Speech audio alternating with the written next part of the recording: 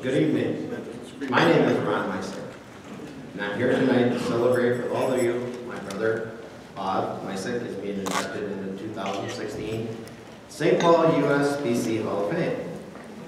Most of you know Bob from bowling either here in St. Paul, the PBA 50 Tour, or being involved in the metro area as bowling. But I'm going to go back a little farther. I see in the program he started to bowl at age 3. Well, that's not really true. I'm going to give you a little history about his bowling. My father, along with his 2 brothers, moved to Menominee, Wisconsin to purchase Menominee Lanes back in 1960. They moved there with their families from northeast Minneapolis to Menominee. Between the 3 families, there were a total of 8 boys.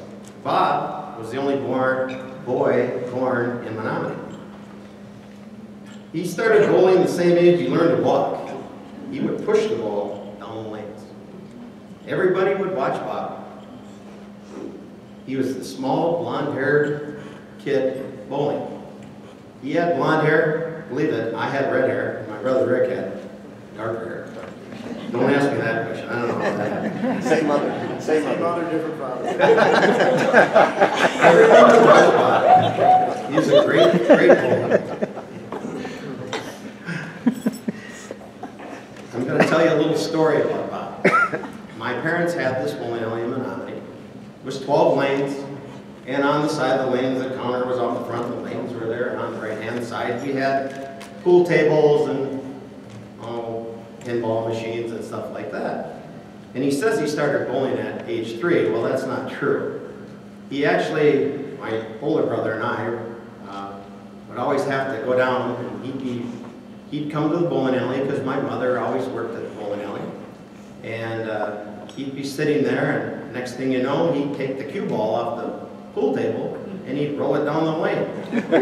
We'd always have to go down and get the damn thing. That was bad. But he actually bowled when he could just barely walk. Bob has bowling in his blood ever since he was born. He's had many titles to his long and successful bowling career. I feel Bob being around the day-to-day bowling business has kept him going. Being a great husband, father, grandfather to all the people at his table right here is still his biggest award. Without further ado, your 2016 Hall of Fame inductee, Bob Micek.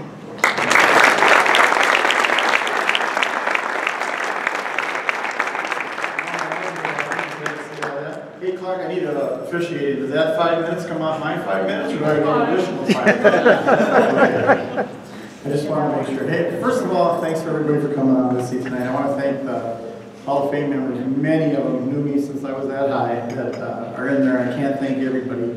I'm going to touch on a few people that helped me along the way, but I just want to thank you for voting me in. I know some guys kind of say, yeah, I'm in 10 Hall of Fame. I'm not. Big deal for me. I've been a St. Paul bowler since I was 18 when I moved up here, and all the way from, I think the first person I met was probably Clark Canal. He told me I had to learn how to throw a hook if I was ever going to bowl and be anybody and be on tour. So appreciate all you voting for me. I also want to thank the association. I'm going to do a little plug here for these guys because I'm probably one of the people that complained about every tournament I went to.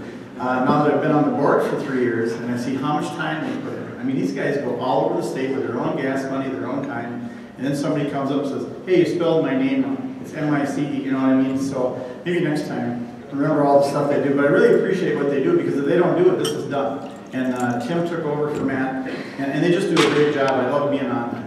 So, and that's not going to change as long as they'll have me. I don't know, maybe you got me voted off next year, I'm not sure, but as long as they'll have me, I'll stay there. These are not my glasses, and I can't see. Okay, that's it. I went through the list of names. I want to keep Clark's 5 minutes, but there's a few that just stick out. Matt Lane, really close friend of mine. When I first moved up here, my brother was a treasurer of the Bowling Association 25 years. He was the first person I met. Love Matt, miss him. And then Jerry Ernster is another one. I don't know if you guys have been watching the police in St. Paul, but his boy Mike does a spokesperson for the St. Paul Police Department. I get choked up every time I see him. He looks exactly like Jerry. And so, miss him too. A real good guy, helped me a lot. And then of course Bob Shaver. I he got me my first 2 sponsors when I first went on pro bowling. If I was only half as good as Bob told everybody I was, I don't think I would ever have a sponsor because I could just walk into the place. Hey, did you see how he walked in? That's great. So he was a big part of what I did. And then I Duet Pat, always read those stuff in the Metro Board. That all helps when you're out there doing that kind of stuff. So I really appreciate that. The other thing I was going to do, that's enough of that, that's enough thank you. I was just going to kind of go through some of the stuff where I started. Ron kind of did a history. I did start when I was very young. Wanted to thank my family and my parents and my brothers. The thing that always struck me as funny as I get older here is they're 6 and 8 years older than I am, but it didn't matter. I mean, I was like 8, 9, 10. They took me everywhere. Didn't have to take me no matter where they went. They took me here. A lot of brothers and sisters don't do that, but I think that's why I did with bowling. They could have left me home to my junior bowling, but I was about 10 and started bowling men's bowling, but they always took me with us, so I appreciate that. Doug saved me, you guys know him, by Byron. I drew my first bowling ball when I was 3. When I first got into the PBA, 3 guys you have to sign your application when you go to the school. But Chuck Shaw was one of them, and then some of you remember Bob Roars. He hasn't been around for a while, but they're the ones that actually talked me into doing it because I didn't cash it like the whole first year. I was ready to quit, and they encouraged me to keep going. And 2 other people, Clark, of course, and Al Oath, that taught me how to be a human being when I bowled. Because I was a little, I don't think, is there anything I didn't kick, Clark? We talked about it one time. I think I kicked every ball return. Yeah, they made me a little bit better person for that, so I could calm myself down. And then, of course, anybody who I ever bowled with, Whitey, Pizza, Gary, Rich, I mean, guys that I bowled with on tournament teams and bowling, it's really nice to be in here with you guys. As I stall.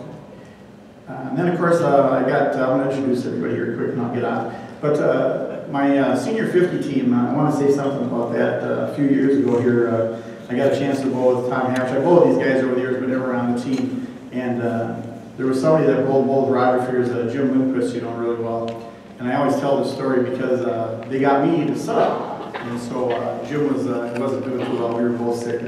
We were talking one day at the bowling alley, and he said, "What are you doing here?" And I said, "Well, I'm subbing for you. It was a city tournament." And he was there to bowl, but he did get sick, and I ended up bowling. And I said, "Boy, those are big shoes to fill." He looks at me, he goes, "You and 4 other people are never going to fill my shoes." He said, "You're just a sub, don't get excited."